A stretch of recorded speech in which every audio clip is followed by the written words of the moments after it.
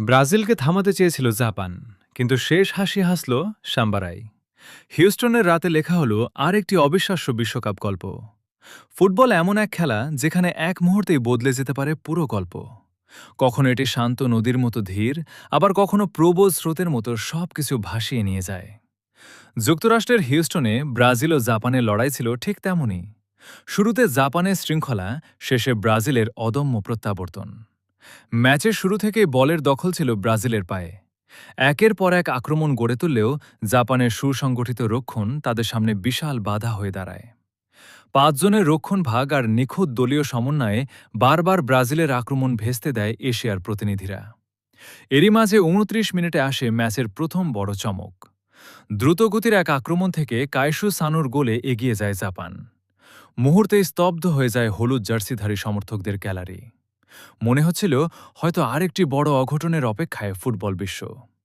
কিন্তু ব্রাজিল এমন একটি দল যারা সহজে মাথা নত করতে শেখেনি। তারা জানে কিভাবে কঠিন সময় থেকে ঘুরে দাঁড়াতে হয়। বিরতির পর বদলে যায় পুরো দৃশ্যপট। কোচ কার্লো আনচেলত্তির কৌশলগত পরিবর্তনে মাঠে নামেন এন্ড্রিক। তরুণ এই ফরওয়ার্ড নামার পর থেকেই জাপানের রক্ষণে তৈরি হতে থাকে একের পর এক চাপ। ব্রাজিলের আক্রমণে আসেন নতুন গতি, নতুন বিশ্বাস। অবশেষে ৫৫ মিনিটে সেই অপেক্ষার অবসান। কর্নার থেকে তৈরি হওয়ার সুযোগে অভিজ্ঞ কাসেমিরো দুর্দান্ত এক গোলে সমতায় ফেরান ব্রাজিলকে।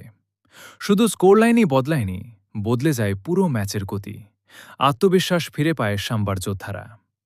এরপর ব্রুনো গিমারায়েস মাঝমাঠ নিয়ন্ত্রণ করতে থাকেন, ভিনিসিয়াস জুনিয়র ডিফেন্ডারদের ব্যস্ত রাখেন, আর এন্ড্রিকের গতিতে জাপানের রক্ষণ ধীরে ধীরে ভেঙে পড়তে শুরু করে। তবুও শেষ পর্যন্ত হাল ছাড়েনি জাপান। সীমিত সুযোগ পেয়েও তারা লড়াই চালিয়ে গেছে শেষ বাঁশি বাজার আগ পর্যন্ত। কিন্তু ব্রাজিলের ধারাবাহিক আক্রমণের সামনে শেষ পর্যন্ত টিকে থাকা সম্ভব হয়নি। অতিরিক্ত সময়ে ৬ষ্ঠ মিনিটে আসে সেই কাঙ্ক্ষিত মুহূর্ত। গ্যাব্রিয়েল মার্টিনেলির দারুণ ফিনিশিংয়ে উল্লাসে ফেটে পড়ে পুরো স্টেডিয়াম। ৯৬ মিনিটে সেই গোল নিশ্চিত করে ব্রাজিলের নাটকীয় জয় এবং রাউন্ড অফ 16-এ জায়গা। পরিসংখ্যানও বলছে জয়টি প্রাপ্য ছিল ব্রাজিলেরই।